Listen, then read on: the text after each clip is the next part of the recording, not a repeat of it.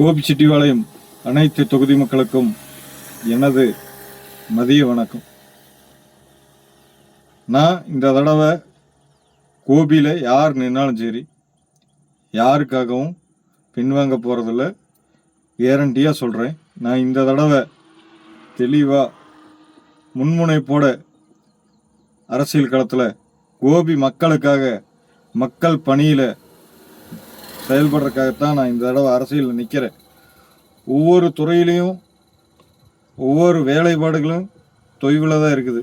அந்த தொய்வை நீக்கிறதுக்கு நான் கோபி சட்டமன்ற வேட்பாளராக இந்த தடவை மக்கள் முன் அறிமுகமாகிறேன்.